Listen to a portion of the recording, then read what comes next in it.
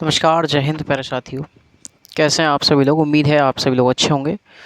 चलिए आज के सेशन को हम स्टार्ट करते हैं और आप सभी लोग जल्द से जल्द क्लास में उपस्थित हों।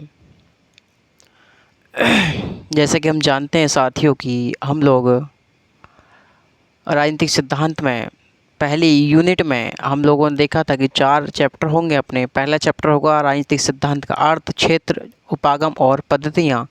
दूसरा चैप्टर होगा राज्य का अर्थ एवं निर्माणक तत्व। तीसरा होगा राज्य की उत्पत्ति के सिद्धांत। चौथा होगा संप्रभुता। ठीक है साथियों, तो मेरा इस बार जो मैं टारगेट बनाकर चल रहा हूँ कि लगभग एक क्लास में एक चैप्टर को समाप्त कर दूं। लगभग एक क्लास में एक चैप्टर समाप्त कर दूं। जैसे चैप्टर कोई लंबे हैं तो उनके लिए 2 क्लास में समाप्ति की जाए, लेकिन साथियों जल्द से जल्द आपका जो है सिलेबस जो है समाप्त अपना किया जाए, जिससे आप लोगों को भी रिवीजन करने में क्या होगी, आसानी होगी। और जो साथी पहले से पढ़ते आए हैं मुझसे, पिछले साल से मुझसे पढ़ रहे हैं 6, 7, 8 महीने से, उन्हें पता है कि मैं लगभग पूरा ही कोर्स पढ़ा चुका हूँ टीजीटी के हिसाब से, है ना। जो एलटी की अपनी वैकेंसी आई है उसमें 2-4 चैप्टर अलग से हैं, तो वो भी हम लोग देख लेंगे, है ना। तो पहला चैप्टर हम लोग देख चुके हैं। दूसरा चैप्टर है पहली यूनिट में हमारा, उसका नाम है राज्य का अर्थ और उसके निर्माणक तत्व। ठीक है, चलिए चैप्टर नंबर 2 है अपना। चैप्टर नंबर 2 है, क्या है? राज्य का अर्थ एवं निर्माणक तत्व। ठीक, तो दूसरा चैप्टर अपना है राज्य का अर्थ और उसके निर्माणक तत्व। ठीक है साथियों,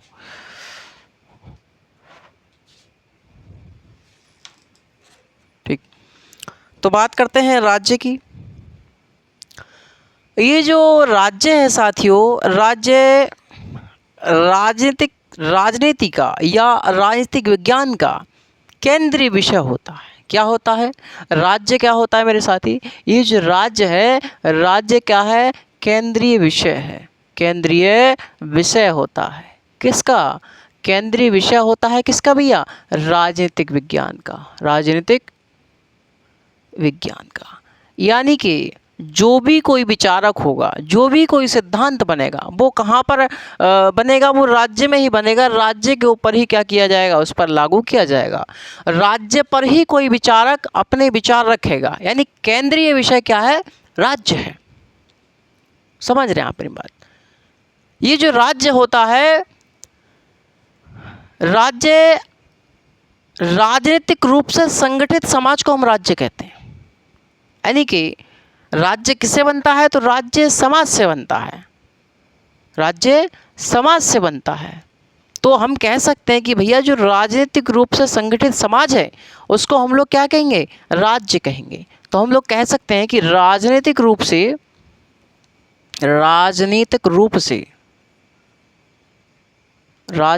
से संगठित समाज को राज्य कहा जाता है। राज्य कहा जाता है। और इसी राज्य में क्या होती है? राजनीति होती है। इसलिए मैंने आपको कहा कि राज्य राजनीति विज्ञान का केंद्रीय विषय माना जाता है। इसी राज्य में राजनीति होती है। इसलिए हमने कहा कि राजनीतिक रूप से संगठित समाज को हम क्या कहते हैं भैया? राज्य का नाम दे देते हैं। ये जो राज्य होता है, राज्य सभ्य समाज की पहचान होती है मेरे साथी। किसकी? राज्य सभ्य समाज की पहचान होती है। मैं कह सकता हूँ कि भैया जहाँ जहाँ सभ्य समाज होता है वहीं राज्य होता है। जहाँ सभ्य समाज नहीं होता वहाँ हमारा राज्य नहीं होता। तो हम कह सकते हैं कि राज्य क्या होती है? राज्य सभ्य समाज की पहचान होती है। राज्य क्या होती है भैया? राज्य सभ्य समाज की पहचान होती है। सभ्य समाज की पहचान होती है। सभ्य समाज की पहचान होती है। ठीक है, तो इसका धीरे धीरे विकास हुआ। हम लोग देखते हैं कि भैया आदि मानव के समय में क्या था, कोई राज्य था, लोगों में सभ्यता ही नहीं थी, संस्कृति नहीं थी, इसलिए राज्य नहीं था। धीरे धीरे सभ्यताओं का विकास हुआ है, इसलिए राज्य का भी विकास क्या हुआ है, धीरे धीरे हुआ है, धीरे धीरे इसका विकास हुआ है। समझ रहे हैं आप मेरी बात? तो राज्य क्या होती है, राज्य सभ्य समाज की पहचान होती है। जहाँ सभ्य समाज होता है वहीं राज्य उपस्थित होता है, और जहाँ सभ्य समाज की अनुपस्थिति होती है वहाँ पर राज्य नहीं होता। समझ रहे हैं आप मेरी बात? राज्य सामाजिक व्यवस्था को बनाए रखने का भी एक उपकरण होता है। क्या होता है? सामाजिक व्यवस्था को बनाए रखने का क्या होता है, एक उपक्रम होता है। समझ रहे हैं आप मेरी बात? ठीक है। ये जो राज्य है, राज्य दो प्रकार के कार्य करता है। यदि मैं बात करूं राज्य के कार्यों की, अभी मैं लिखवाऊंगा आपको, टेंशन नहीं लीजिए किसी बात की। राज्य के कार्य की यदि मैं बात करूं मेरे साथी, राज्य के यदि मैं कार्यों की बात करूं तो राज्य मेरे साथी दो प्रकार के कार्य करता है। एक तो करता है राज्य आवश्यक कार्य, राज्य एक करता है आवश्यक कार्य, है ना। दूसरा करता है राज्य लोक कल्याणकारी कार्य, लोक कल्याणकारी, लोक कल्याणकारी कार्य, लोक कल्याणकारी कार्य करता है। ये जो आवश्यक कार्य होते हैं, आवश्यक कार्यों में क्या होता है, जैसे सुरक्षा, शांति व्यवस्था, सुरक्षा शांति व्यवस्था और न्याय व्यवस्था। ठीक है। तो राज्य के दो प्रकार के कार्य होते हैं। पहला होता है आवश्यक कार्य। आवश्यक कार्यों में राज्य कौन कौन से कार्य करता है? अरे कौन कौन से कार्य करता है मेरे साथी? पहला करता है सुरक्षा, शांति व्यवस्था और न्याय व्यवस्था, यानी कि सुरक्षा करता है, शांति व्यवस्था बनाए रखता है और न्याय करता है। दूसरा करता है लोक कल्याणकारी कार्य। लोक कल्याणकारी कार्य मतलब जो लोगों के कल्याण से संबंधित जो कार्य होते हैं, यानी कि लोगों की न्यूनतम आवश्यकताओं से संबंधित जो कार्य होते हैं, लोगों के हित में जो कार्य किए जाते हैं, लोगों की सामाजिक स्थिति को सुधारने में जो कार्य किए जाते हैं, समाज के हित में जो कार्य किए जाते हैं, उन्हें लोक कल्याणकारी कार्य कहते हैं। समझ में आ रही मेरी बात? चलिए, तो लोक कल्याणकारी कार्य जानते तो हैं ही आप लोग। जैसे हम लोग क्या करते हैं भाई, शिक्षा, रोजगार, स्वास्थ्य, चिकित्सा, है ना, और आपका तमाम सड़कें हो गई, है ना, लोक भवन हो गए, बड़े बड़े हाईवे, नेशनल हाईवे, है ना, ये हो गए। राज्य मादक पेय पदार्थों का क्या करेगा? निषेध करेगा, इन सब पर रोक लगाएगा। ये सब क्या है? लोक कल्याणकारी कार्य तो हैं। ये क्या है? आपको सरकार भैया 80 करोड़ लोगों के लिए राशन प्रदान करा रही है। ये क्या है? ये सब क्या है? लोक कल्याणकारी कर रही तो है। क्यों भैया? तो सरकार आपको क्या बनाना चाहती है? सरकार आपको भिखारी बनाना चाहती है। क्लियर बात है। क्यों? क्योंकि सरकार से हमें राशन नहीं चाहिए, सरकार से हमें रोजगार चाहिए मेरे साथी। जब हमारे पास रोजगार होगा तो हमें राशन की आवश्यकता पड़ेगी नहीं, हम स्वयं खरीद करके खा लेंगे। आप एक बताइए, उस 5 किलो राशन से आप अपने बच्चों का पेट पाल देंगे, उनकी पढ़ाई लिखाई करा देंगे? नहीं ना, है ना। उनके बच्चों की शादी कर देंगे? नहीं करेंगे, है ना। हारी बीमारी में लगा देंगे? नहीं लगा पाएंगे। क्यों भैया? आपको सरकार ने अपाहिज बना दिया। कैसा अपाहिज? मानसिक, मानसिक गुलाम बना दिया। और मानसिक गुलामी एक बार में नहीं जाती, मानसिक गुलामी को जाने में सदियों लग जाते हैं मेरे साथी। 100, 200, 500, 1000 साल लग जाते हैं। और देख रहे हैं समाज में अभी भी लोगों को मानसिक गुलाम बनाया हुआ है कुछ व्यवस्थाओं के चलते। समझ रहे हैं आप मेरी बात? तो सरकार, जो राज्य है, राज्य दो प्रकार के कार्य करता है, एक आवश्यक कार्य और दूसरा लोक कल्याणकारी कार्य। ये जो आवश्यक कार्य का जो कॉन्सेप्ट है, ये जो है, ये नकारात्मक जो कॉन्सेप्ट है राज्य का, यानी नकारात्मक जो दृष्टिकोण है, यानी कि राज्य का जो नकारात्मक दृष्टिकोण है, नकारात्मक जो दृष्टिकोण है, और नकारात्मक जो दृष्टिकोण था राज्य का, वो था 16वीं शताब्दी से लेकर 19वीं शताब्दी तक विद्यमान था। यानी कि 16वीं शताब्दी से 19वीं शताब्दी तक राज्य कैसा था? नकारात्मक दृष्टिकोण का था। यानी कि यहाँ पर व्यक्ति को क्या माना जाता था? व्यक्ति को सर्वोच्च माना जाता था।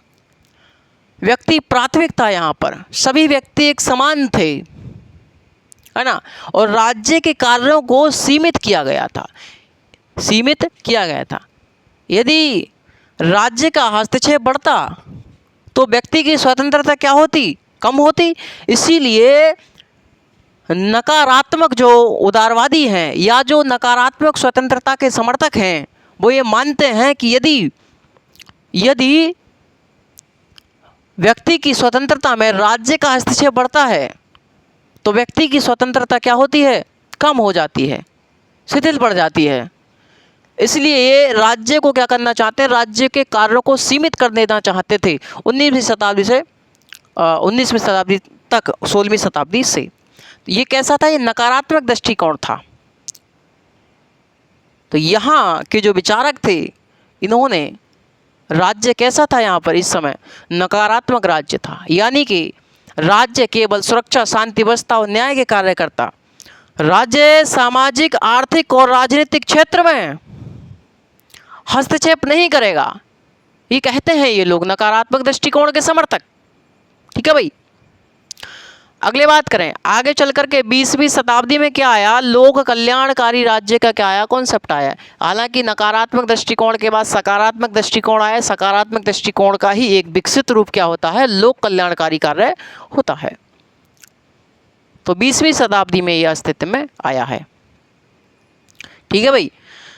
तो चलिए आगे बात करते हैं। ये जो राज्य है, राज्य का क्या है? राज्य का विकास क्रम है। राज्य अचानक से अस्तित्व में नहीं आया भैया। राज्य अचानक से अस्तित्व में नहीं आया, समझ रहे हैं आप मेरी बात? ना ही राज्य का निर्माण हुआ है, बल्कि राज्य तो एक क्रमिक रूप से विकास का परिणाम है। राज्य का एक विकास हुआ है, और जो राज्य का विकास हुआ है वो निम्नलिखित कुछ चरणों में हुआ है मेरे साथी। एक साथ नहीं हुआ, एक साथ कोई काम होता ही नहीं है। समझ रहे हैं आप मेरी बात? तो चलिए देखते हैं जो राज्य का विकास है वो कैसे हुआ। देखिए मेरे साथी, शुरुआत में क्या था? शुरुआत में हम जानते हैं कि एक राज्य हुआ करता था जिसका नाम था कबीला राज्य। कबीला राज्य, तो एक था कबीला राज्य हुआ करता था शुरुआत में। आप लोग जानते हैं कि कुछ लोग क्या होते हैं, एक ऐसे गांव देहात में आते हैं कबीले टाइप में रहने। जैसे आप लोगों ने देखा होगा कहीं वो होती है बुग्गी टाइप की होती है ना। तो नट देखें, नट जो कला आज जो होते हैं, कला करने आते हैं गांव देहात में, तो वो आते हैं 2-4 दिन 10-5 दिन रहते हैं, उसके बाद चले जाते हैं और किसी गांव में अपने डेरा जमा लेते हैं, है ना। तो ऐसे ही जो झुग्गी झोपड़ी में रहने वाले लोग हैं, या फिर कुछ कलाबाज लोग हैं, या जो कुछ कलाकार लोग हैं जो दूसरे राज्यों में रहते हैं, दूसरे राज्यों में चले जाते हैं, फिर वहाँ से वहाँ ऐसे ही उनका स्थान परिवर्तन होता रहता है। ऐसे लोग क्या कहलाए थे? ऐसे लोग कबीला राज्य कहलाए थे। यानी कि कबीले के रूप में आते थे, अपना काम पूरा करते थे, काम पूरा करके अपने चले जाया करते थे।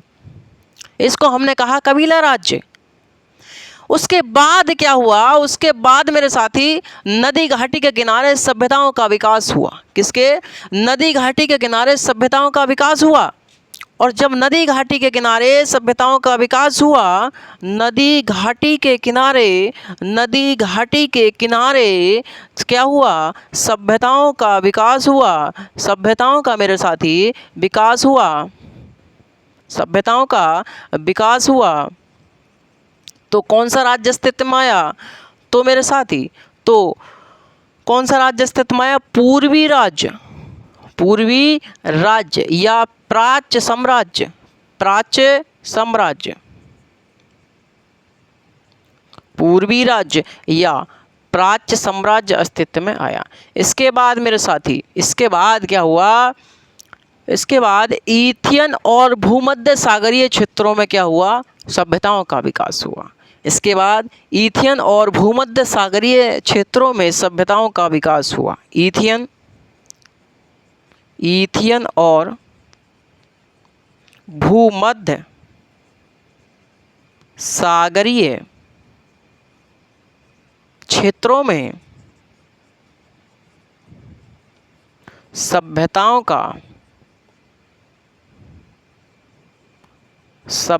का विकास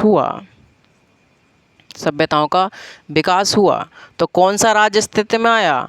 इसके बाद जो अस्तित्व में आया वो आया यूनानी नगर राज्य। कौन सा राज्य? यूनानी नगर राज्य अस्तित्व में आया। ठीक है, तो यूनानी नगर राज्य जो था, इसी यूनानी नगर राज्य में मेरे साथी राजनीति का उदय हुआ। इसी यूनानी नगर राज्य में राजनीति का उदय हुआ और यहीं पर राजनीतिक विज्ञान का भी उदय हुआ मेरे साथी। यहीं पर क्या हुआ? यहीं पर राजनीति का उदय हुआ। राजनीति का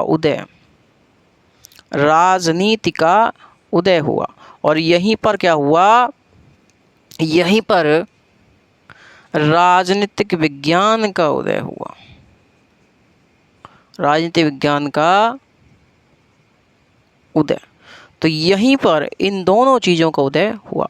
यूनानी नगर राज्य के बाद जो अस्तित्व में आया उसे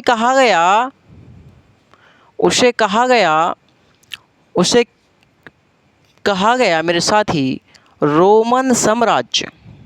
उसे रोमन साम्राज्य कहा गया।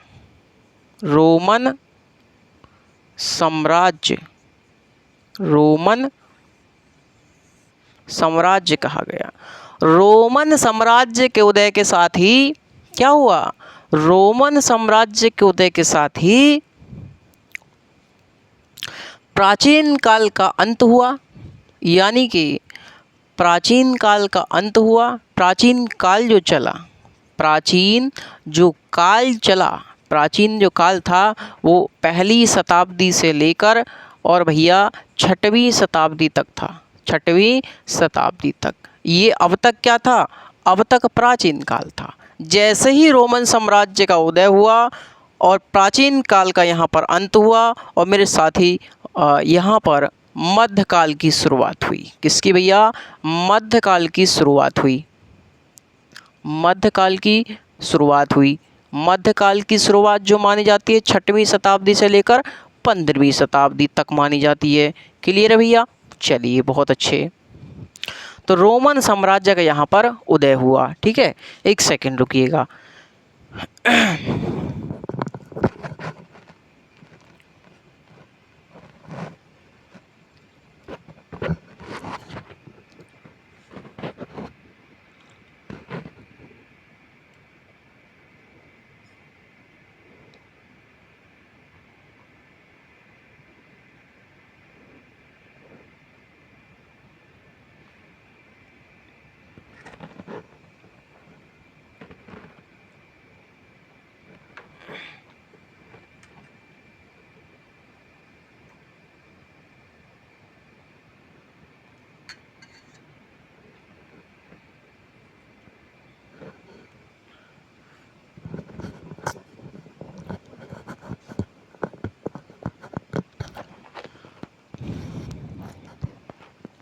चलिए, तो मैं आपको बता रहा था कि जैसे ही रोमन साम्राज्य का उदय हुआ और रोमन साम्राज्य के उदय के साथ ही प्राचीन काल का अंत होता है और ये जो प्राचीन काल था इसका क्या होता है?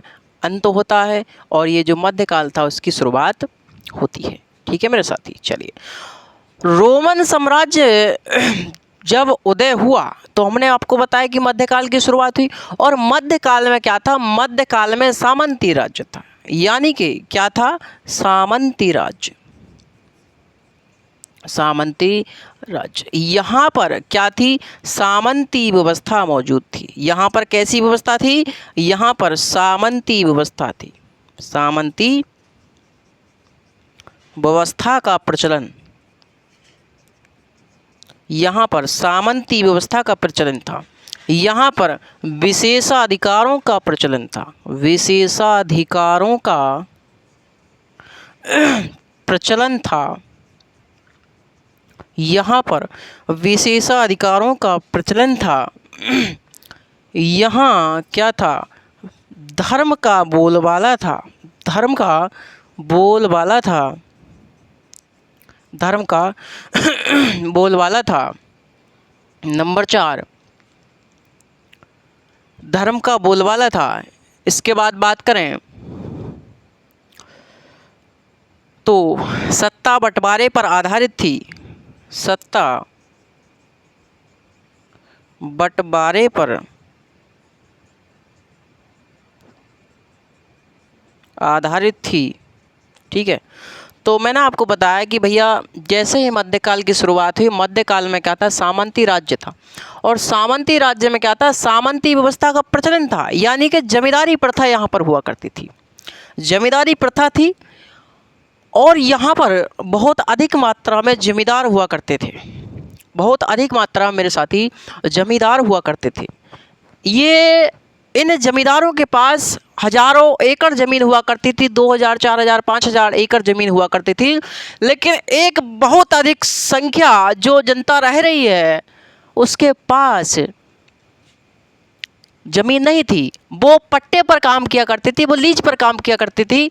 उसके पास ये सामंती लोग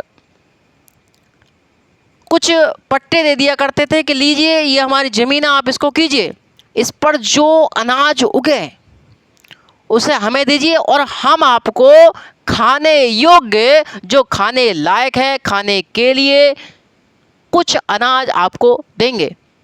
और उनसे दासों की तरह काम कराया जाता था, बहुत कम मजदूरी पर काम कराया जाता था, उन्हें उनकी न्यूनतम मजदूरी भी नहीं मिला करती थी। तो ऐसी व्यवस्था यहाँ पर थी, सामंती व्यवस्था थी। लोगों की बहुत अधिक संख्या में, बहुतायत संख्या में लोगों के पास ज़मीनें नहीं थी, खाने के साधन नहीं थे, न्यूनतम आवश्यकताओं की पूर्ति नहीं हो पा रही थी, यानी कि यहाँ पर धन का केंद्रीकरण था। समझ रहे हैं आप मेरी बात? चलिए अगला मैंने आपको बताया, यहाँ पर विशेषाधिकारों का प्रचलन था।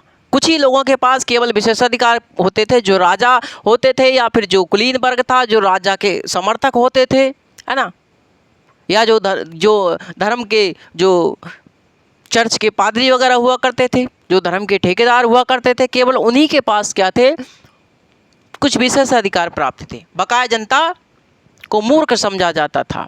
समझ रहे हैं आप मेरी बात?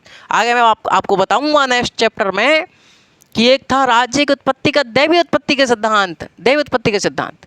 तो दैवी उत्पत्ति के सिद्धांत में बताया गया था कि जो राजा है वो ईश्वर द्वारा रचित था। प्रथम जो राजा था, जो पृथ्वी पर आया, वो ईश्वर के द्वारा रचित था, उसका निर्माण ईश्वर ने करा था भाई, इसलिए वो जनता के प्रति उत्तरदायी नहीं था, वो ईश्वर के प्रति उत्तरदायी था। क्या बात थी भाई, वाह।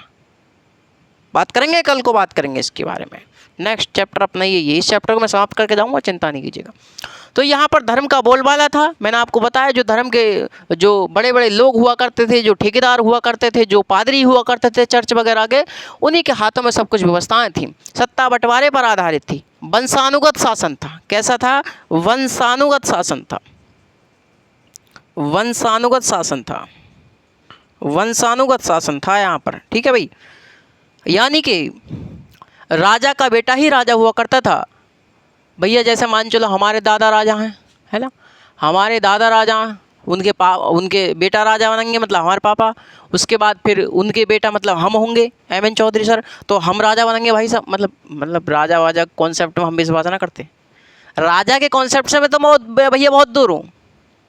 मुझे लोकतंत्र प्यारा है, मुझे मेरा संविधान प्यारा है, इसलिए मैं राजा और रानी के जो कॉन्सेप्ट है मैं उसके विरोध में हूँ, उसकी आलोचना करता हूँ। आप जानते हैं मेरे विषय में। तो यहाँ पर ऐसी कुछ व्यवस्था थी। तो यहाँ पर राजा का बेटा ही राजा बन सकता था, ये ऐसी व्यवस्था यहाँ पर थी। लेकिन वर्तमान में राजा का बेटा राजा नहीं बनेगा, बल्कि राजा वह बनेगा जो मेहनत करेगा, जो योग्य होगा, वही आज के युग में राजा बनेगा। ठीक है भैया। तो यहाँ पर सामंती राज्य में मध्यकाल में क्या था, इन व्यवस्थाओं का प्रचलन था मेरे साथी। आगे देखिएगा, इन सभी व्यवस्थाओं के विरोध में, इन सभी व्यवस्थाओं के विरोध में मेरे साथी, इन सभी व्यवस्थाओं के विरोध में, इन सभी व्यवस्थाओं के विरोध में क्या हुए, इन सभी व्यवस्थाओं के विरोध में व्यापारिक वाणिज्य क्रांति, व्यापारिक वाणिज्य क्रांति, ठीक है भैया, व्यापारिक वाणिज्य क्रांति, पुनर्जागरण आंदोलन, पुनर्जागरण आंदोलन, पुनर्जागरण आंदोलन, है ना। नंबर 3, धर्म सुधार आंदोलन, धर्म सुधार आंदोलन। तो ये सभी आंदोलन कब हो रहे हैं, ये सभी आंदोलन हो रहे हैं मेरे साथी 15वीं शताब्दी में। कब हो रहे हैं, 15वीं शताब्दी में। तो इन सभी व्यवस्थाओं के विरोध में, यानी कि सामंती व्यवस्था के विरोध में, विशेषाधिकारों के प्रचलन के विरोध में, धर्म का बोलबाला के विरोध में, वंशानुगत शासन के विरोध में, इन सभी व्यवस्थाओं के विरोध में व्यापारिक वाणिज्य क्रांति, धर्म सुधार आंदोलन, पुनर्जागरण आंदोलन आदि ये सब आंदोलन हुए। कब हुए, 15वीं शताब्दी में। इनके परिणाम स्वरूप, इनके परिणाम स्वरूप, इनके परिणाम स्वरूप क्या हुआ, आधुनिक काल की शुरुआत हुई। क्या हुआ मेरे साथी, आधुनिक काल की शुरुआत हुई, आधुनिक काल की शुरुआत हुई, आधुनिक काल की शुरुआत हुई। और आधुनिक काल की शुरुआत कब हुई, 16वीं शताब्दी में। 16वीं शताब्दी में क्या हुई, आधुनिक काल की शुरुआत हुई। और आधुनिक काल की शुरुआत के साथ ही क्या हुआ, राष्ट्र राज्य का उदय हुआ। किसका भैया, राष्ट्र राज्य का उदय हुआ, राष्ट्र राज्य का उदय हुआ, राष्ट्र राज्य का उदय। तो राष्ट्र राज्य का उदय कब माना जाता है, 16वीं शताब्दी में माना जाता है। इसी को हम लोग राष्ट्र राज्य के नाम से मानते हैं, यानी कि राज्य के नाम से जानते हैं। समझ रहे हैं आप मेरी बात। तो इतनी बात आपको क्लियर समझ में आई होगी। समझ रहे हैं आप मेरी बात कि भैया शुरुआत में क्या था, शुरुआत में हम जानते हैं कि एक कबीला राज्य था। और कबीला राज्य के बाद क्या हुआ, नदी घाटी के किनारे सभ्यताओं का विकास हुआ, है ना, सभ्यताओं का विकास हुआ। उसके बाद कौन सा राज्य अस्तित्व में आया, तो पूर्वी राज्य या प्राच्य साम्राज्य अस्तित्व में आया, पूर्वी राज्य या प्राच्य साम्राज्य अस्तित्व में आया। उसके बाद हम लोग बात करें तो एथियन और भूमध्य सागरीय क्षेत्रों में सभ्यताओं का विकास हुआ। तो कौन सा राज्य, यूनानी नगर राज्य अस्तित्व में आया। और इसी यूनानी नगर राज्य में राजनीतिक उदय हुआ, राजनीतिक विज्ञान के इसी में उदय हुआ, राजनीतिक चिंतन का भी इसी में उदय हुआ। किसका, राजनीतिक चिंतन का भी इसमें उदय हुआ, चिंतन का भी यहाँ पर उदय हुआ। आगे चल करके क्या आया, रोमन साम्राज्य। रोमन साम्राज्य के उदय के साथ ही प्राचीन काल का अंत हुआ और मध्यकाल की शुरुआत हुई। ठीक है भाई। मध्यकाल में क्या था, सामंती व्यवस्था का प्रचलन था और यहाँ पर विशेषाधिकारों का बोलबाला था, धर्म का बोलबाला था, सत्ता बंटवारे पर थी, वंशानुगत शासन था। इन सब के विरोध में आगे चल करके 15वीं शताब्दी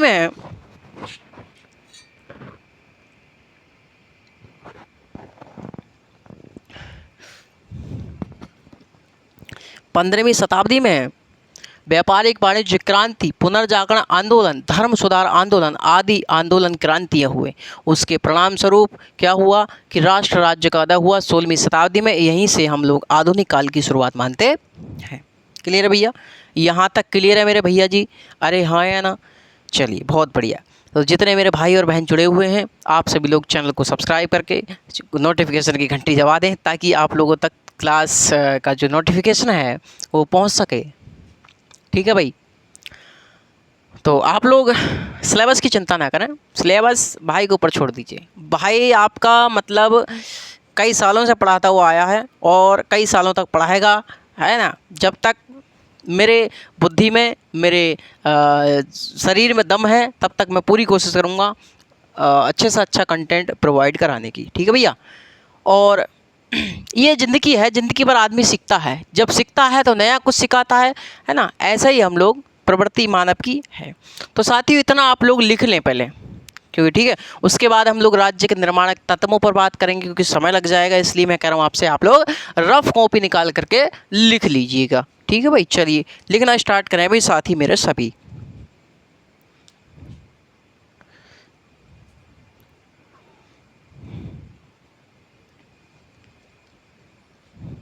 ठीक है, चलिए सभी साथी लिखने का प्रयास करें। लिखें।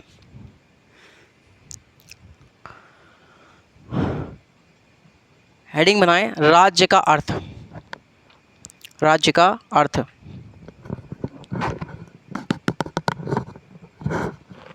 राज्य का अर्थ लिखें। राजनीतिक रूप से, राजनीतिक रूप से संगठित समाज को,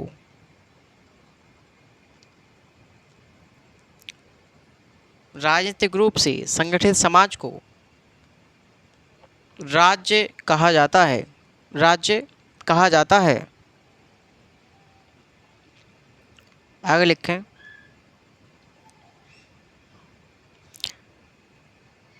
नई लाइन से लिखें। राज्य सभ्य समाज की पहचान होती है। राज्य सभ्य समाज की पहचान होती है, अर्थात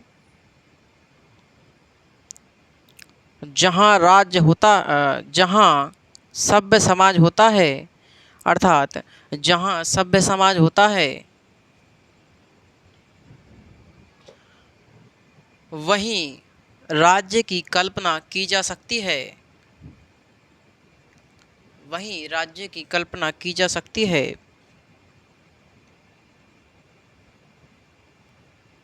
जहाँ सभ्य समाज नहीं होता, जहाँ सभ्य समाज नहीं होता, जहाँ सभ्य समाज नहीं होता वहाँ वहाँ राज्य की कल्पना नहीं की जा सकती। वहाँ राज्य की कल्पना नहीं की जा सकती। ठीक है,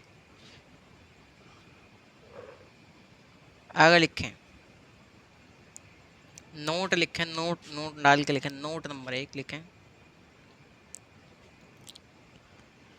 लिखें। राजनीतिक विज्ञान का केंद्रीय विषय, राजनीतिक विज्ञान का केंद्रीय विषय राज्य कहलाता है, या राज्य को कहा जाता है, या राज्य को कहा जाता है। ठीक है, इतना हो गया। चलिए बहुत अच्छे, है ना। आगे लिखें भाई, आगे लिखें। राज्य के कार्य, हेडिंग बनाएं, राज्य के कार्य लिखें।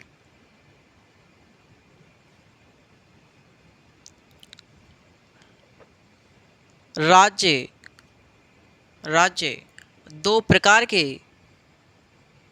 दो प्रकार के कार्यों को करता है, कार्यों को करता है। नंबर 1, नंबर 1 आवश्यक कार्य। नंबर 1 आवश्यक कार्य। नंबर 2,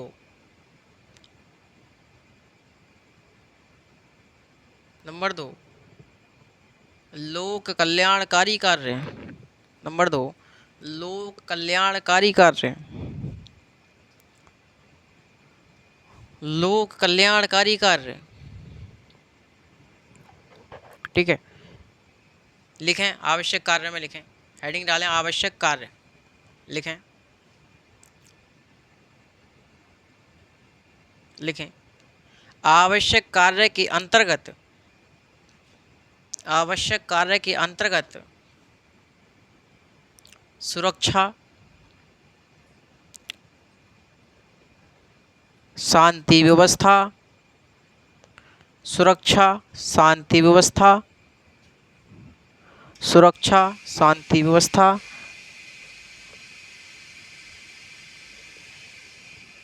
तथा न्याय से संबंधित, न्याय से संबंधित कार्य आते हैं, कार्य आते हैं। आगे लिखें,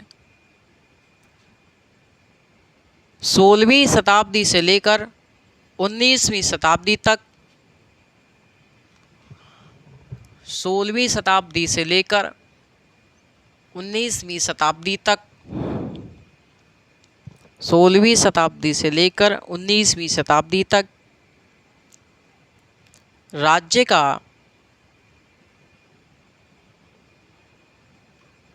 का नकारात्मक दृष्टिकोण विद्यमान था, राज्य का नकारात्मक दृष्टिकोण विद्यमान था, राज्य का नकारात्मक दृष्टिकोण विद्यमान था, जिसमें राज्य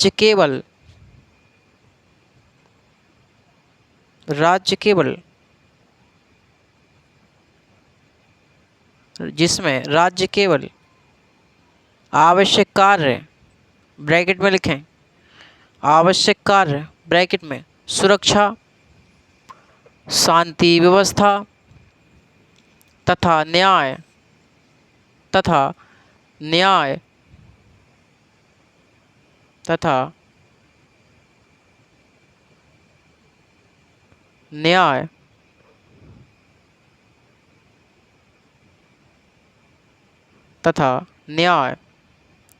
से संबंधित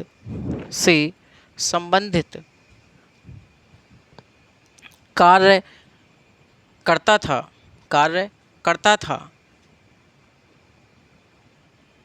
सामाजिक, आर्थिक तथा राजनीतिक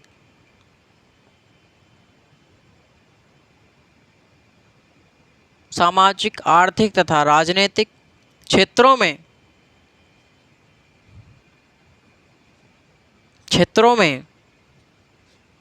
राज्य हस्तक्षेप की नीति अपनाता था, राज्य हस्तक्षेप की नीति अपनाता था।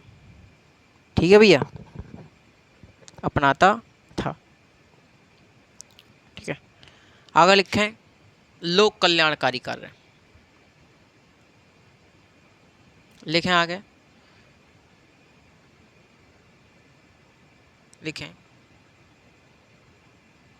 व्यक्तियों की न्यूनतम आवश्यकताओं को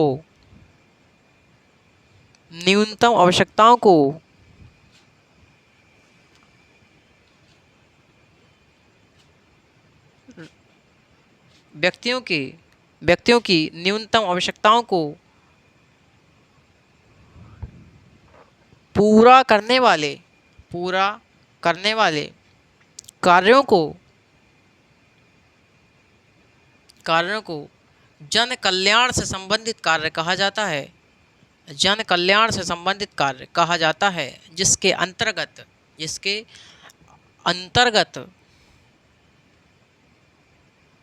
अंतर्गत राज्य शिक्षा, स्वास्थ्य, रोजगार,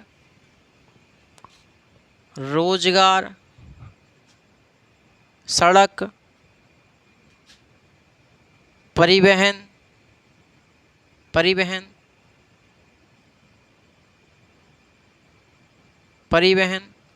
बिजली, पानी,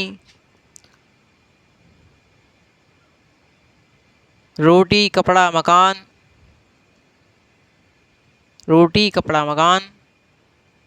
इत्यादि के कार्य करता है। तो भैया जो लोक कल्याणकारी कार्य होते हैं उसमें जन कल्याण से संबंधित कार्य किया जाता है। जो भी जहाँ पर भी लोगों के कल्याण से संबंधित कार्य होगा, वहां पर जन कल्याण से संबंधित कार्य आपको दिखाई दे रहा होगा। ठीक है भाई मेरे साथी, चलिए बहुत अच्छे। आगे लिखें, आगे लिखें।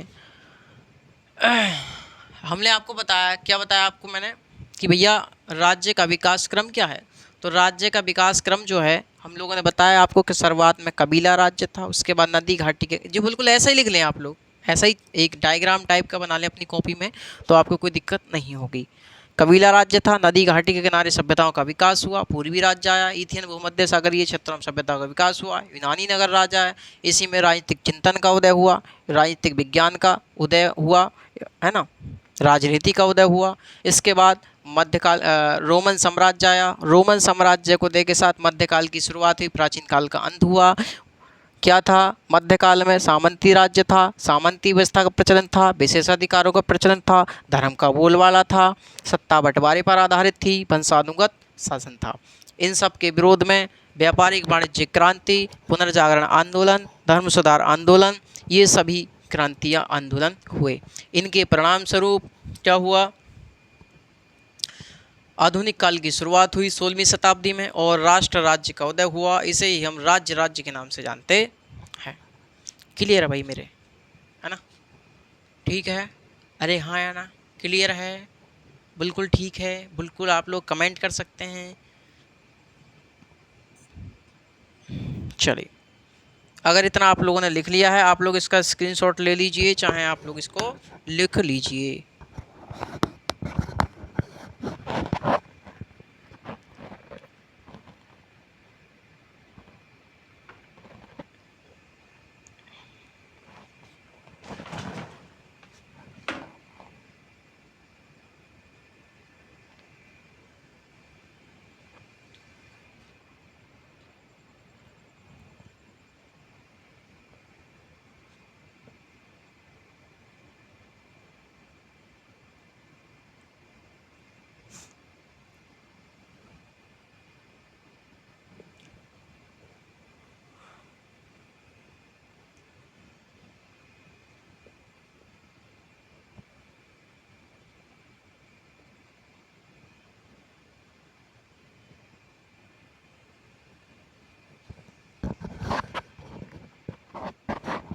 चलिए भाई आगे देखते हैं।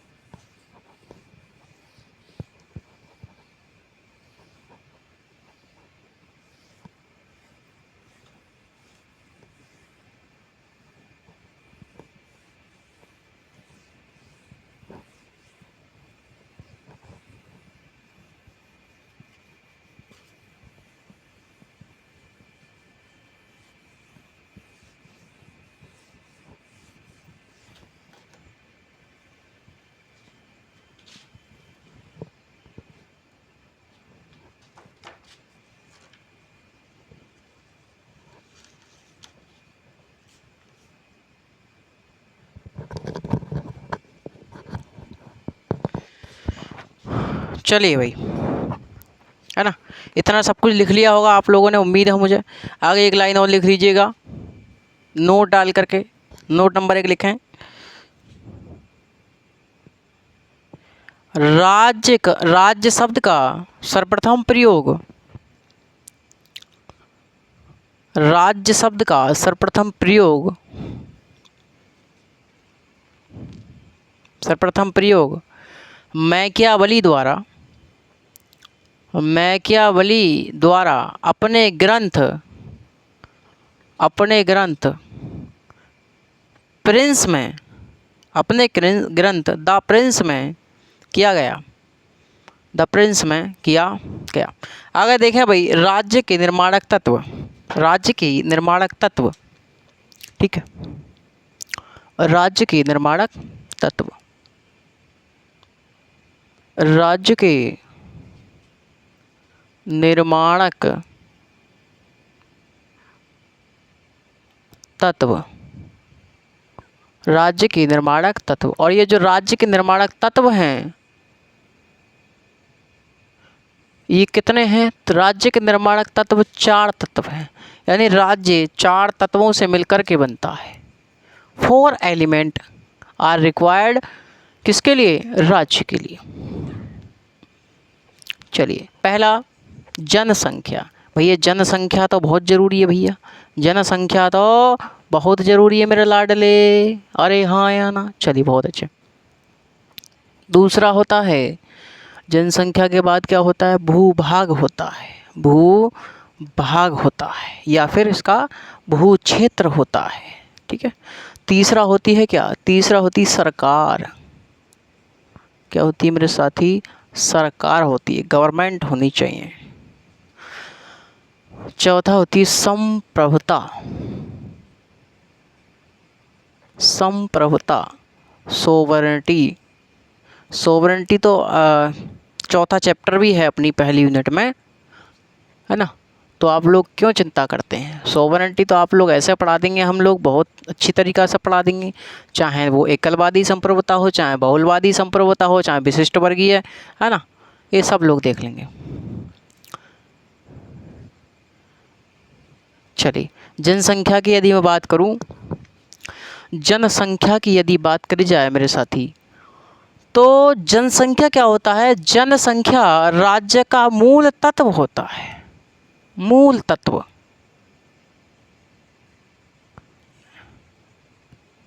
यानी राज्य का क्या है? ये मूल तत्व है। राज्य के मानवीय तत्व के रूप में भी इसको देखा जाता है। यानी कि इसको मानवीय तत्व के रूप में, मानवीय तत्व के रूप में देखा जाता है। भैया जनसंख्या तो जरूरी है, ये है, जनसंख्या जरूरी है, ये है, जनसंख्या होनी ही चाहिए।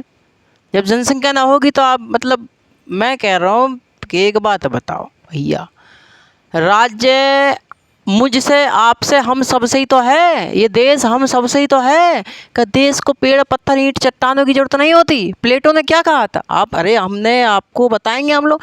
प्लेटो कहते हैं कि राज्य का निर्माण पेड़ पौधे चट्टानों से नहीं होता, बल्कि उसमें रहने वाले नागरिकों के चरित्र से होता है ना? उन्होंने कहा था प्लेटो ने। तो मानवीय तत्व के रूप में जनसंख्या को देखा जाता है राज्य में।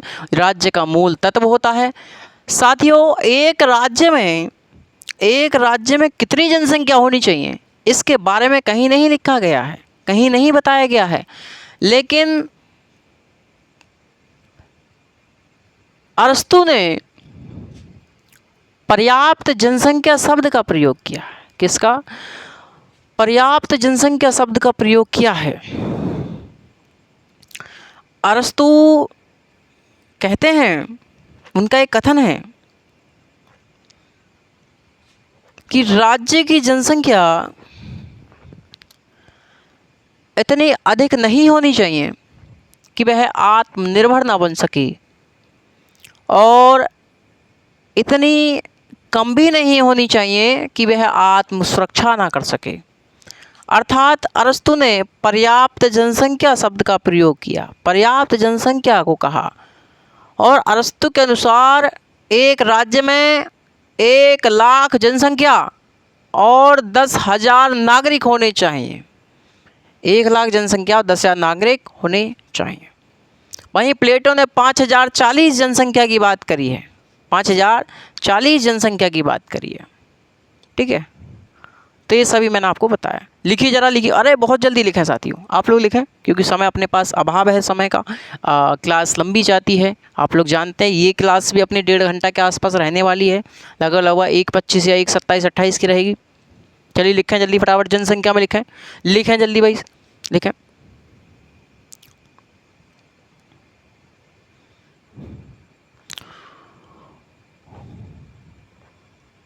लिखें जनसंख्या राज्य का मूल तत्व होता है, राज्य का मूल तत्व होता है। इसे इसे मानवीय तत्व के रूप में भी देखा जाता है, इसे मानवीय तत्व के रूप में भी देखा जाता है, इसे मानवीय तत्व के रूप में भी देखा जाता है। चलिए आगे लिखें, इसे मानवीय तत्व के रूप में देखा जाता है। ठीक है, आगे लिखें, एक राज्य के अंतर्गत, एक राज्य के अंतर्गत, एक राज्य के अंतर्गत कितनी जनसंख्या होनी चाहिए, कितनी जनसंख्या होनी चाहिए, इसका उल्लेख, इसका उल्लेख, इसका उल्लेख, इसका उल्लेख कहीं नहीं किया गया है, कहीं नहीं किया गया है। लेकिन लेकिन अरस्तू ने, लेकिन अरस्तू ने, लेकिन अरस्तू ने पर्याप्त जनसंख्या शब्द का प्रयोग किया है, लेकिन अरस्तू ने पर्याप्त जनसंख्या शब्द का प्रयोग किया है, लेकिन अरस्तू ने पर्याप्त जनसंख्या शब्द का प्रयोग किया है,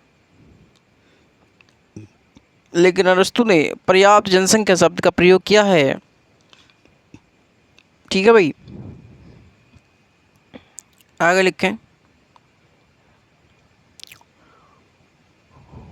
अरस्तू का कथन है, अरस्तू का कथन है, लिखें आगे,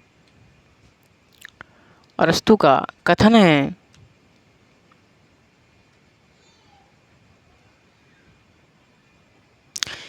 कि किसी राज्य के अंतर्गत, किसी राज्य के अंतर्गत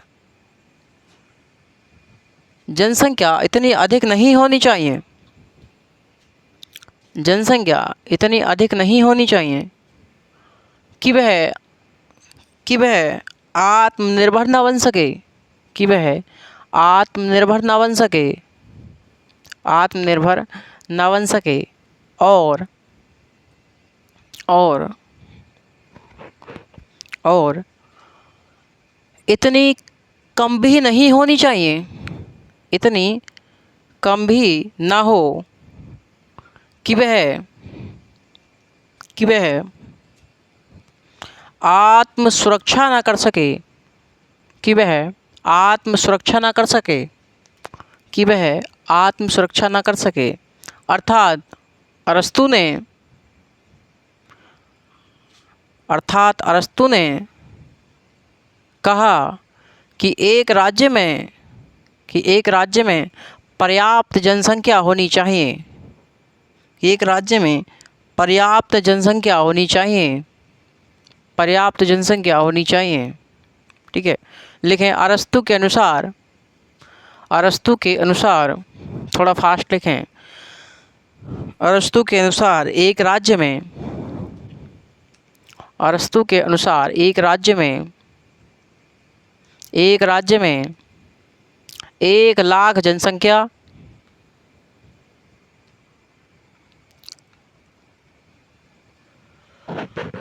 अरस्तू के अनुसार एक राज्य में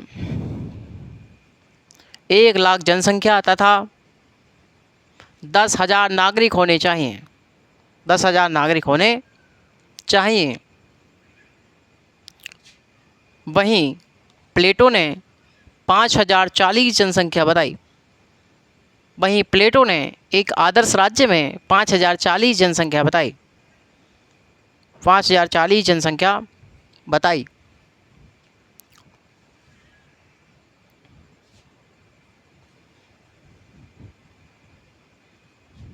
ठीक है, चलिए आगे बात करते हैं, भूभाग की बात करते हैं। भूभाग के अंतर्गत क्या होता है, कई क्षेत्र आते हैं, जैसे स्थल मंडल है, जैसे स्थल मंडल है ना, वायुमंडल, जैसे वायुमंडल, जैसे जलमंडल, जल मंडल, ये सभी क्षेत्र किसमें आते हैं? भूभाग के अंतर्गत आते हैं। कोई भी राज्य तभी अस्तित्व में आता है जब उसकी राज्य की सीमाओं का निर्धारण किया जाता है, जब उसकी सीमाओं का निर्धारण कर दिया जाता है।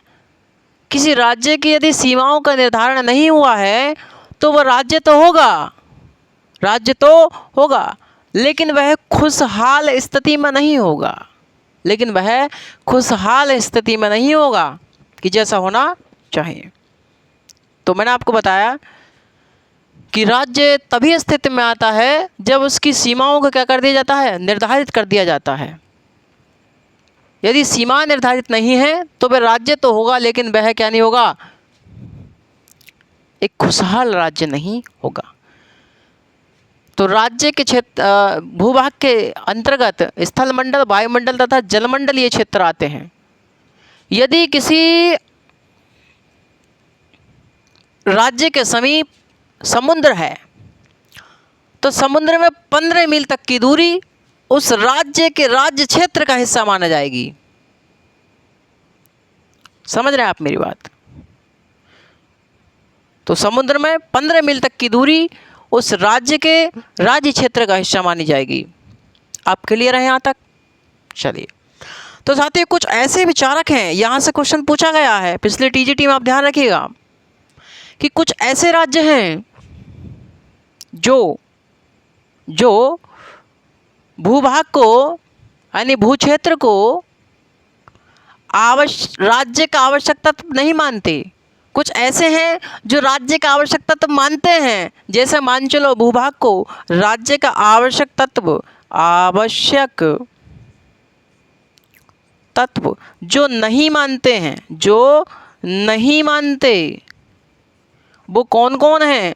जो नहीं मानने वाले हैं वो कौन कौन है? जैसे सीले हैं, सीले, हॉल है, हॉल, डिगविट है, डिगविट, सीले, हॉल, डिगविट, ये जो तीनों विचारक हैं ये भूक्षेत्र को राज्य का आवश्यक तत्व नहीं मानते। और जो भाई साहब मानते हैं, जो मानते हैं वो कौन है? जैसे कलवर हैं, कलवर है ना, मैक्स वेबर हैं, मैक्स वेबर, वुडरो विल्सन हैं, वुडरो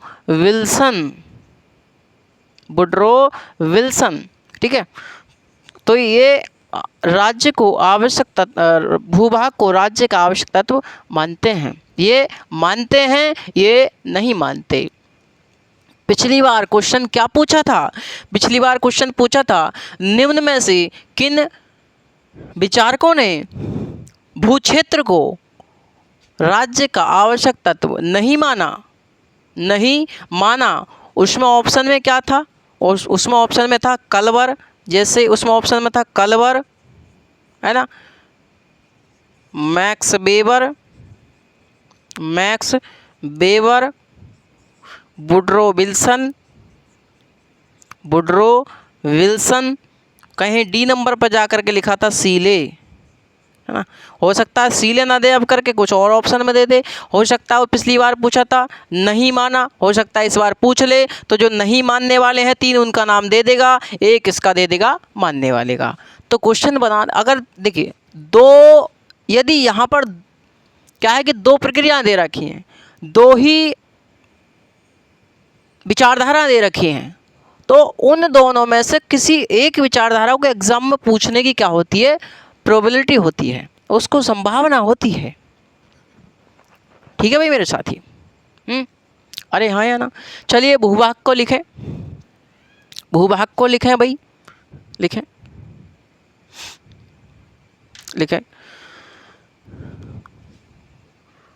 भूभाग के अंतर्गत भूभाग के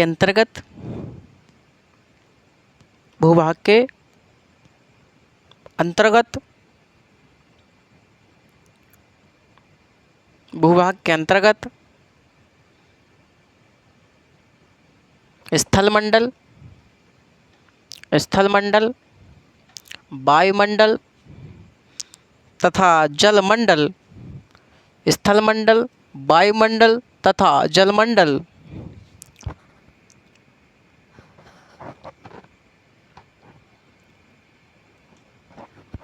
तथा जलमंडल के क्षेत्र आते हैं, के क्षेत्र आते हैं, के क्षेत्र आते हैं। आगे लिखें, यदि किसी राज्य के समीप, यदि किसी राज्य के समीप, यदि किसी राज्य के समीप,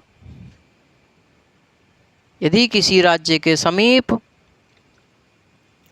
समुद्र है, क्या है, समुद्र है, तो समुद्र में, तो समुद्र में 15 मील तक की दूरी, 15 मील तक की दूरी उस राज्य के, उस राज्य के राज्य क्षेत्र का हिस्सा मानी जाएगी। समुद्र में 15 मील तक की दूरी उस राज्य के राज्य क्षेत्र का हिस्सा मानी जाएगी। आगे लिखें, नई लाइन से लिखें भाई, नई लाइन से लिखें।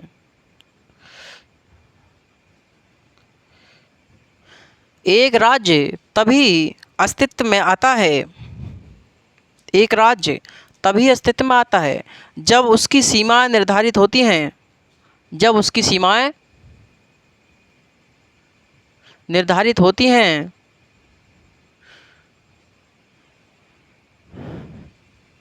यदि किसी राज्य की सीमा निश्चित ना हो, यदि किसी राज्य की सीमा निश्चित ना हो, यदि किसी राज्य की सीमा निश्चित ना हो, तो वह राज्य तो होगा, वह राज्य तो होगा, लेकिन खुशहाल राज्य नहीं होगा, लेकिन खुशहाल राज्य नहीं होगा, लेकिन खुशहाल राज्य नहीं होगा। क्लियर है भैया? आगे लिखें, आगे लिखें नई लाइन से। सीले, हॉल तथा डिगविट, सीले कोमा हॉल तथा डिगविट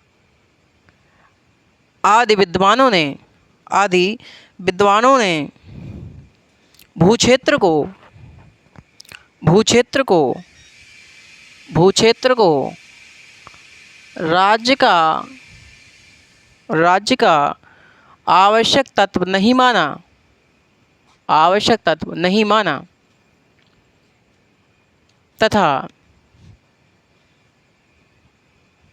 तथा कलवर, कलवर comma Max Weber, Max Weber और मैक्स वेबर और वुडरो विल्सन, और वुडरो विल्सन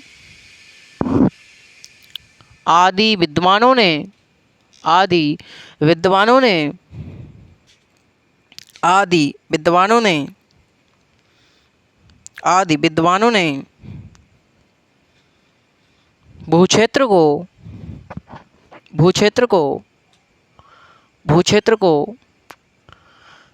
राज्य का आवश्यक तत्व माना है, भूक्षेत्र को राज्य का आवश्यक तत्व माना है, माना है।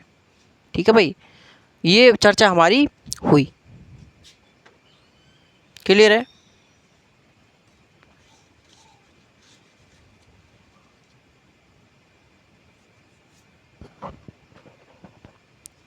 चलिए आगे हम लोग देखते हैं, सरकार के बारे में थोड़ा सा जान लेते हैं, सरकार के बारे में जान लेते हैं। चलिए यहीं पर देख लीजिएगा, थोड़ा सा इसमें भी जान लें थोड़ा सा।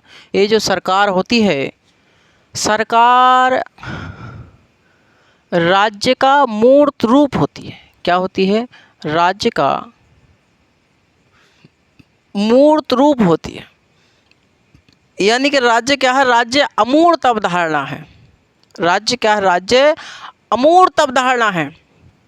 यानी कि राज्य को हम देख नहीं सकते, राज्य को हम देख नहीं सकते, राज्य को हम छू नहीं सकते, केवल हम महसूस कर सकते हैं, है ना, अनुमान लगा सकते हैं, लेकिन हम छू नहीं सकते, देख नहीं सकते। राज्य एक अमूर्त अवधारणा है, बल्कि सरकार क्या है, सरकार राज्य के मूर्त अवधारणा है। यानी कि सरकार राज्य का मूर्त रूप है, मूर्त अभिव्यक्ति है।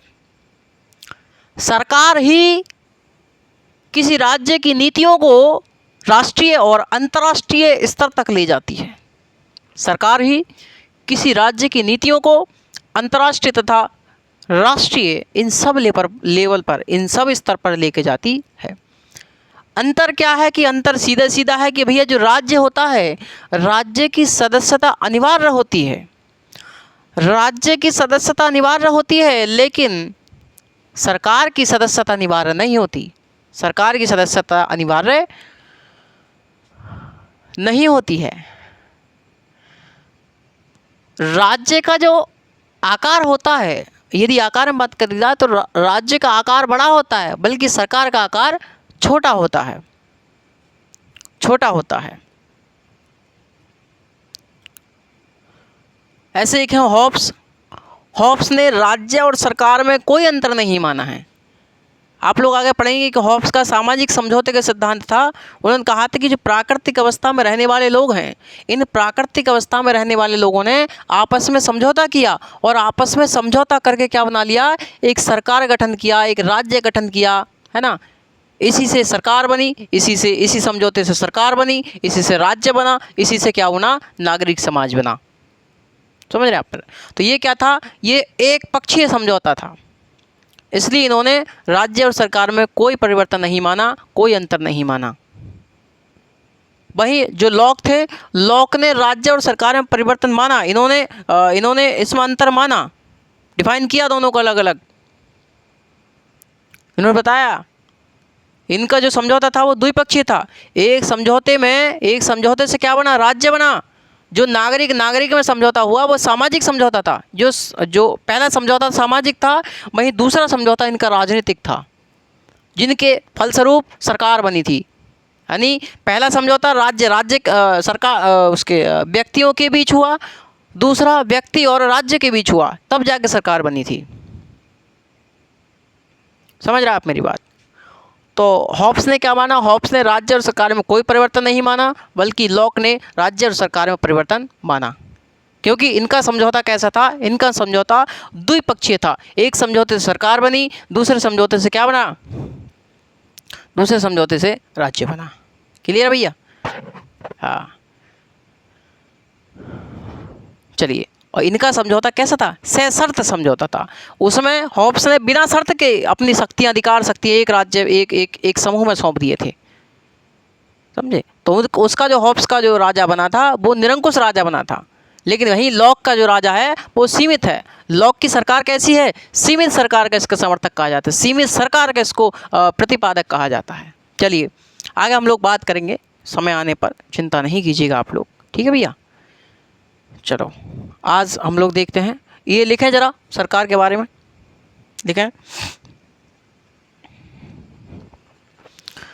राज्य की मूर्त अभिव्यक्ति, राज्य की मूर्त अभिव्यक्ति, राज्य की मूर्त अभिव्यक्ति सरकार होती है, सरकार होती है, सरकार होती है। सरकार ही एक राज्य की नीतियों को राष्ट्रीय तथा अंतर्राष्ट्रीय स्तर तक, राष्ट्रीय तथा अंतर्राष्ट्रीय स्तर तक ले जाती है।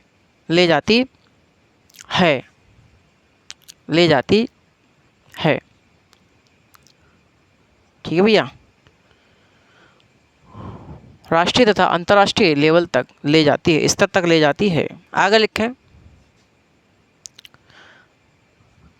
राज्य की सदस्यता अनिवार्य होती है, जबकि सरकार की सदस्यता अनिवार्य नहीं होती।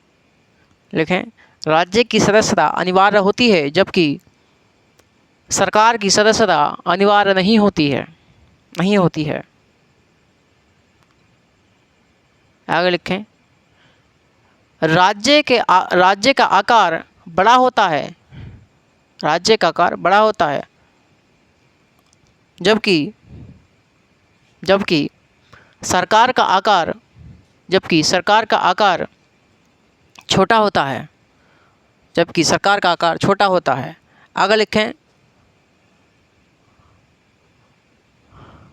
आगे लिखें, हॉब्स ने राज्य और सरकार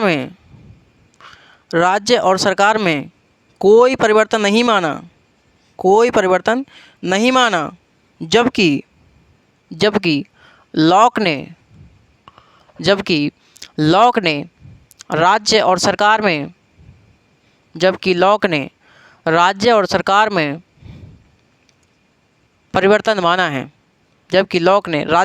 परिवर्तन माना है। ठीक है भैया।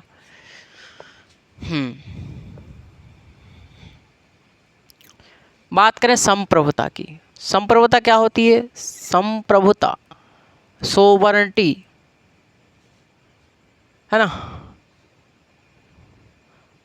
ऐसे हम लोग दूसरे नाम से भी जानते हैं, संपूर्ण प्रभुत्व संपन्न है ना, सार्वभौमिकता। तो ये क्या होती है संप्रभुता? संप्रभुता क्या होती है भैया? ये निर्णय लेने की क्षमता होती है। कैसी होती है? निर्णय लेने की क्षमता क्या होती है? संप्रभुता होती है। और निर्णय कैसे हो सकते हैं? निर्णय आंतरिक भी हो सकते हैं भैया, निर्णय आंतरिक भी हो सकते हैं, निर्णय बाह्य भी हो सकते हैं, निर्णय बाह्य भी हो सकते हैं, निर्णय आंतरिक भी हो सकते हैं। यानी कि मैं कह सकता हूँ कि आंतरिक और बाह्य निर्णय लेने की क्षमता को क्या कहते हैं? संप्रभुता कहते हैं। यानी कि जैसे हमारे मोदी जी हैं, माननीय प्रधानमंत्री वर्तमान में माननीय मोदी जी हैं, मोदी जी से कहने लगे अमेरिका कि तुम जो है रसिया से तेल मत खरीदो, रसिया से S-400 मत खरीदो, रसिया से हथियार मत खरीदो। का भैया मोदी जी मान जाएंगे? ना मानेंगे ना। क्यों? क्योंकि भारत क्या है? एक संप्रभु राज्य है, संप्रभु राज्य है। क्योंकि ना तो हमारे ऊपर किसी बाहर का दबाव है, बाहरी किसी राष्ट्र का, ना ही हम पर किसी आंतरिक किसी राज्य का दबाव है। क्या है? भारत एक संप्रभु राज्य है। तो मैं आपको बताना यही चाहता हूँ। संप्रभुता जो होती है राज्य का, इसे प्राण तत्व भी कहा जाता है। राज्य का इसे प्राण तत्व भी कहा जाता है। इसको अंतिम सत्ता भी कहा जाता है। राज्य की अंतिम सत्ता भी कहा जाता है। राज्य की सर्वोच्च सत्ता के नाम से भी हम इसको जानते हैं। राज्य क्या होती है? सर्वोच्च सत्ता होती है ना। कोई राज्य संप्रभुता के कारण ही उन्नति करता है। संप्रभुता एक राज्य का ऐसा तत्व है जिसके अभाव में राज्य की कल्पना नहीं की जा सकती। यानी राज्य के आवश्यक तत्व कितने? 4 हैं। और सबसे आवश्यक कौन है? तो सबसे आवश्यक हमारा संप्रभुता है। संप्रभुता के अभाव में राज्य की कल्पना नहीं की जा सकती है। संप्रभुता इतना जरूरी है। संप्रभुता एक ऐसा लक्षण है जो राज्य को अन्य संस्थाओं से अलग करता है। संप्रभुता एक ऐसा लक्षण है जो राज्य को अन्य संस्थाओं से अलग करता है। मेरी बात क्लियर समझ में आ रही है? संप्रभुता के कारण ही कोई राज्य अपनी गृह नीति और बाह्य नीति क्या करता है? निश्चित करता है, उनको तैयार करता है, तय करता है। यदि बात करें आपसे भारत संप्रभु कब हुआ, तो यदि मैं आपसे बात करूं कि गुरुजी एक बात बताओ, भारत संप्रभु कब हुआ? भारत संप्रभु कब हुआ? भारत संप्रभु कब हुआ? है ना।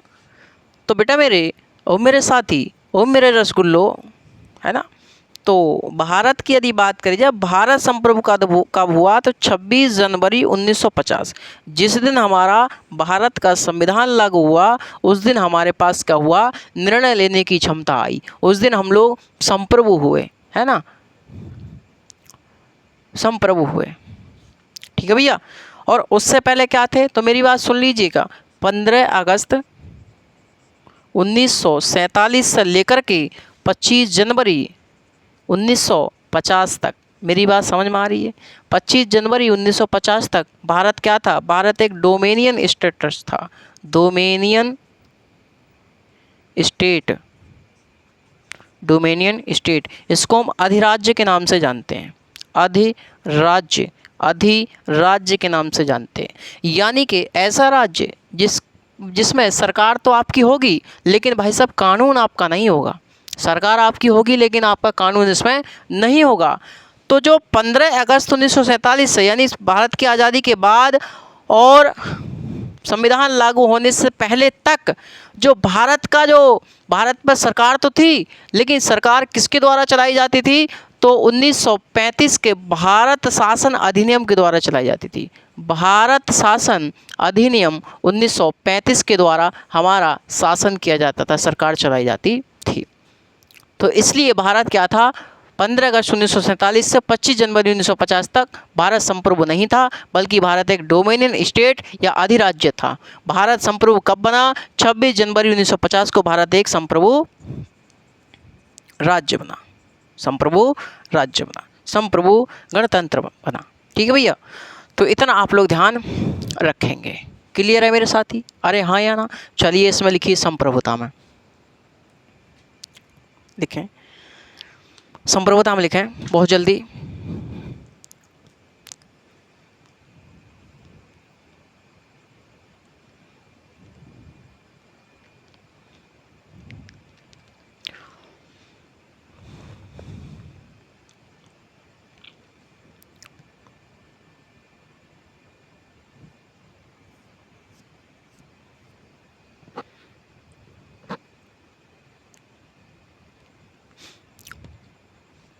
लिखें आंतरिक एवं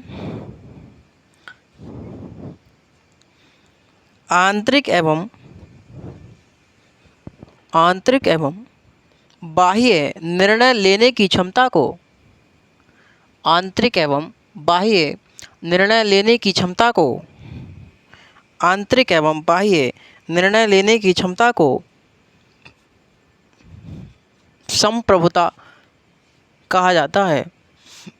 संप्रभुता कहा जाता है। संप्रभुता कहा जाता है। आगे लिखें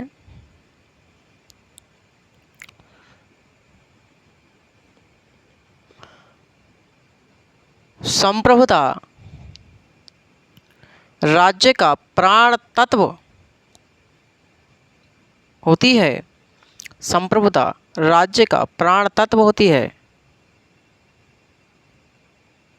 प्राण तत्व होती है। संप्रभुता के अभाव में, संप्रभुता के अभाव में, संप्रभुता के अभाव में राज्य की कल्पना नहीं की जा सकती। संप्रभुता के अभाव में राज्य की कल्पना नहीं की जा सकती, नहीं की जा सकती। आगे लिखें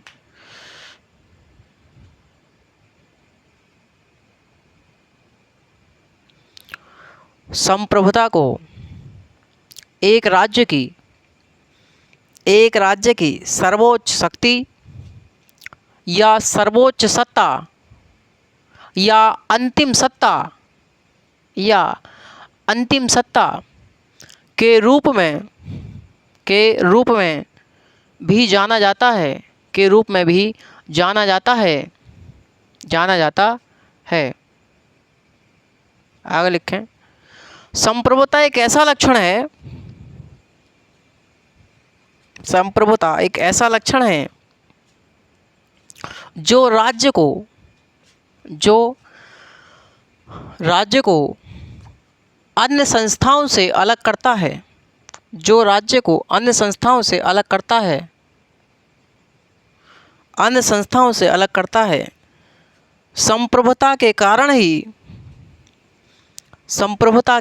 ही कोई राज्य गृह नीति और बाह्य नीति तय करता है, तय करता है। आगे लिखा है भाई, नोट लगा कर लिखें, नोट पॉइंट लिखें, लिखें 15 अगस्त 1947 से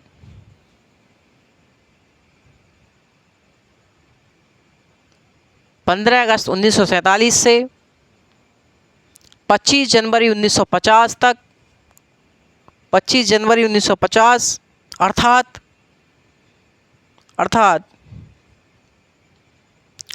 स्वतंत्रता प्राप्ति से, अर्थात स्वतंत्रता प्राप्ति से, अर्थात स्वतंत्रता प्राप्ति से संविधान लागू होने के पूर्व तक, संविधान लागू होने के पूर्व तक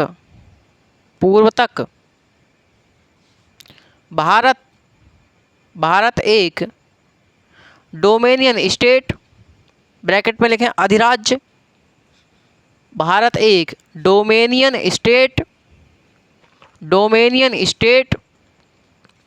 ब्रैकेट में लिखें अधिराज्य था।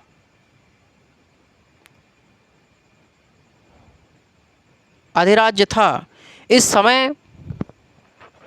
समय भारत का शासन, इस समय भारत का शासन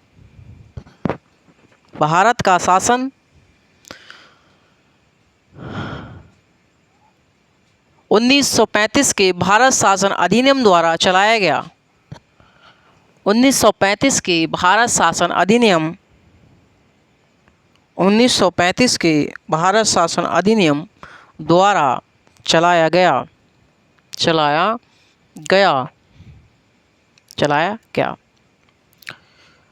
26 जनवरी 1950 अर्थात संविधान लागू होने के पश्चात, अर्थात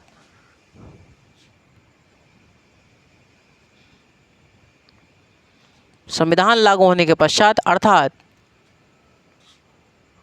यानी कि 26 जनवरी 1950 अर्थात संविधान लागू होने के पश्चात भारत एक संप्रभु राज्य बना।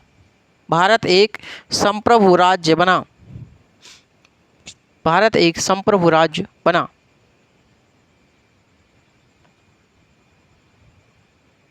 भारत एक संप्रभु राज्य बना। ठीक है भाई, इतनी यहाँ तक बात आपको क्लियर समझ में आई होगी।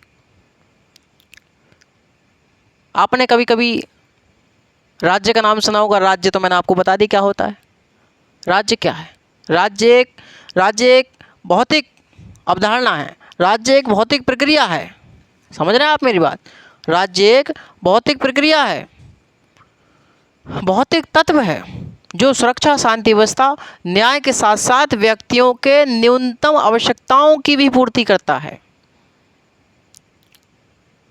ठीक है भाई, राज्य एक भौतिक तत्व है जो सुरक्षा, शांति व्यवस्था, न्याय के साथ साथ क्या करता है? लोगों के न्यूनतम आवश्यकताओं की भी पूर्ति करता है। भाई जो राष्ट्र होता है, राष्ट्र क्या होता है? राष्ट्र एक आध्यात्मिक जुड़ाव है, एक भावनात्मक लगाव है, एक भावनात्मक अभिव्यक्ति है ना। ये उस राज्य में रहने वाले लोगों में क्या होती है? जागृत होती है। राष्ट्र की बात कर रहा हूँ मैं। तो राष्ट्र मतलब नेशन। राष्ट्र का निर्माण कैसे होगा? जब लोग एकजुट होंगे, और एकजुट करने के लिए हमें कभी कभी धर्म का सहारा लेना पड़ता है, कभी कभी भाषा का सहारा लेना पड़ता है, कभी कभी हमें राष्ट्रगान का सहारा लेना पड़ता है, राष्ट्रगीत का सहारा लेना पड़ता है ना। तो ये जो राष्ट्र निर्माण है, राष्ट्र निर्माण एक निरंतर चलते रहने वाली प्रक्रिया है। राष्ट्र का निर्माण एक साथ नहीं होता, बल्कि सदियों लग जाते हैं। 2000, 5000, 500, 400 साल लग जाते हैं राष्ट्र के निर्माण करने में। अभी भी हमारे राष्ट्र का निर्माण चल रहा है। अगर आप राज्य को नुकसान पहुंचाएंगे तो राष्ट्र को नुकसान स्वाभाविक होगा ही होगा। ये व्यवहारिक रूप में बात एक ही है दोनों की, लेकिन सैद्धांतिक रूप में बात अलग अलग है।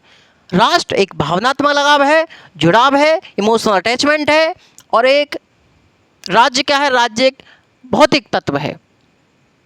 समझ रहे हैं आप मेरी बात? तो यदि आप राज्य की भूभाग को नुकसान पहुंचाएंगे, गाड़ियां तोड़ेंगे, सरकार की बिल्डिंगें तोड़ेंगे, क्या होगा? राज्य को नुकसान होगा। जब राज्य को नुकसान होगा तो राष्ट्र को नुकसान स्वयं होगा। क्या राष्ट्र का निर्माण होगा इससे? उल्टी सीधी हरकतों से नहीं। आपको संवैधानिक अधिकार है, आपको विरोध करने का अधिकार है, आप विरोध कीजिए। लोकतंत्र आपको विरोध देता है, विरोध का अधिकार देता है लोकतंत्र आपको। तो साथियों, राष्ट्र अलग है, राज्य अलग है, लेकिन व्यवहारिक रूप में बात एक ही है। आप एक को नुकसान पहुंचाएंगे, एक को स्वाभाविक नुकसान होगा ही होगा। इसलिए कहते हैं जो शिक्षक होते हैं, शिक्षक एक राष्ट्र की नींव होता है। शिक्षक एक राष्ट्र के अगले 100 साल तय करता है। एक शिक्षक कि अगले 100 साल तक किस प्रकार का हम राष्ट्र बना रहे हैं, किस प्रकार की विचारधारा डेवलप होगी। एक शिक्षक तय करता है एक राष्ट्र के निर्माण की प्रक्रिया, एक राष्ट्र के निर्माण की नींव को डालता है शिक्षक। तो समझ में आ गई आप लोगों की? राज्य की गुरुजी अलग चीज़ है और राष्ट्र अपनी अलग चीज़ है। क्लियर है? राष्ट्र राज्य में आपको अंतर भी पता चल गई, राज्य के अर्थ भी पता चल गई, राज्य के निर्माणक तत्व आपको पता चल गई, ये सब आपको पता चल गया। राज्य का विकास क्रम भी हम लोगों ने देख लिया। तो ये जो चैप्टर था आपका दूसरा चैप्टर, ये आपका समाप्त होता हुआ नज़र आ गया। ठीक है भैया? तो इस आगे मिलेंगे हम लोग आपसे कल, ठीक, नेक्स्ट सेशन में। जितने भी साथियों को क्लास कैसी लगी आप लोगों को, आप लोग कमेंट के माध्यम से बताइएगा मुझे। और प्यारा सा कमेंट एक आप लोग बहुत सुंदर सा लिख दीजिएगा, ताकि मुझे एक मोटिवेशन मिले और आप सभी लोगों के मैं अच्छे से अच्छा कंटेंट लेकर के आता रहूं। चलिए साथियों, मिलते हैं नेक्स्ट सेशन में। जब तक के लिए बहुत बहुत धन्यवाद। नमस्कार, जय हिंद।